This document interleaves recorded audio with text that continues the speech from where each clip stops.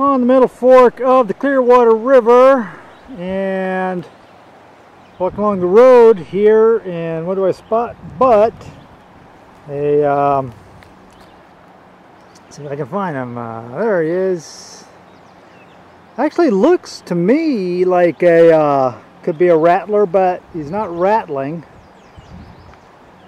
And but he does have the, sorry about the zooming in and out, the does have the viper head. Let's see.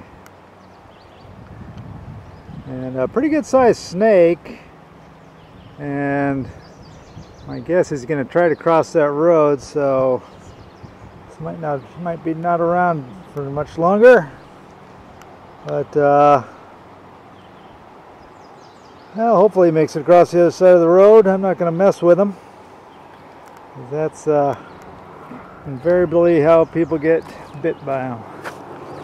So, just enjoying a nice day on the middle fork of the Clearwater River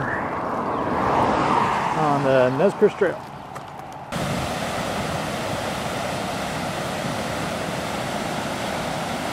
Been following the river for the last 2 days now.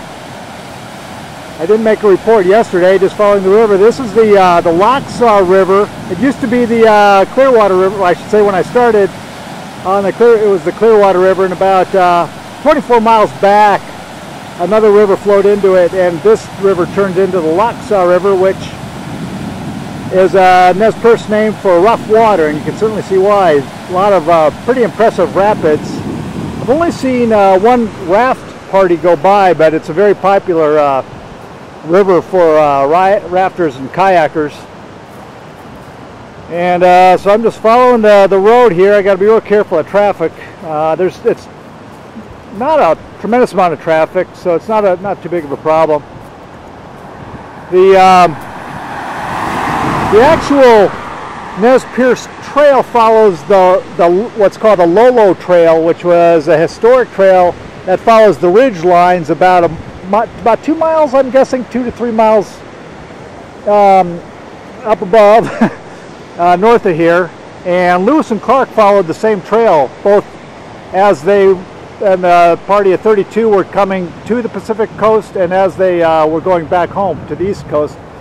They followed the Lolo Trail, and the more I read about it, the more you get an understanding of how important the Nez Perce were to Lewis and Clark, because Lewis and Clark had a real tough time getting through the Bitterroots. The Bitterroots is just a really rugged, remote mountain range.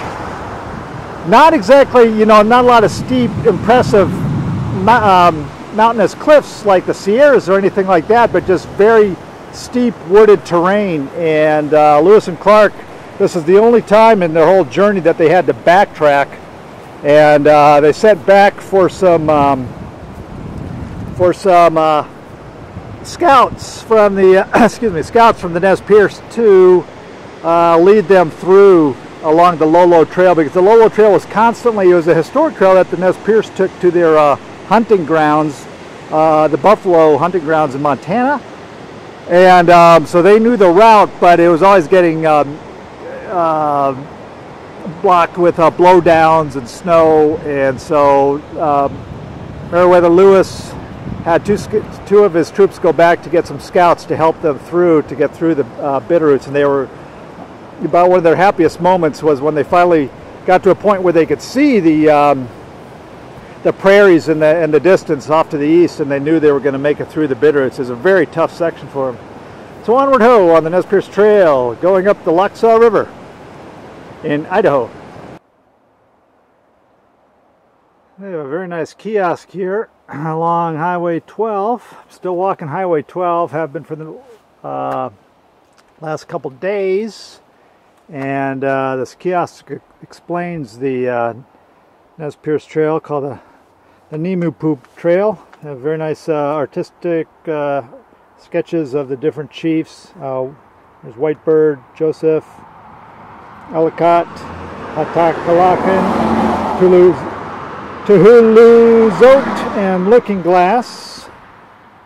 And can kind of get an idea of the pretty good general map of the trail. So I started here, Wallowa Lake, over 3 weeks ago now, and I've only gotten to here. I made a pretty good distance, but I'm hoping to make it to Yellowstone and then in 2 weeks, and that's probably not realistic because you can see how far it took me to get from there to there in 3 weeks. But there was a lot of circling, or they have that circle there, and that actually was quite a bit of mileage in there on the Camas Prairie. And once I get to Yellowstone, if I can make it that far, I'm going to take a month off and prepare for a presentation I'm going to be giving for the North Country Trail, and then come back in August and finish the Nimiipuu Trail, or the Nez Perce National Historic Trail up there. So I still got a long way to go, and I'm blessed in that the weather is fantastic today, but my legs are pooped. One of those days where I woke up feeling great, and now my legs just kind of feel pooped, but I just kind of keep rolling along on the Nez Perce Trail in eastern Idaho.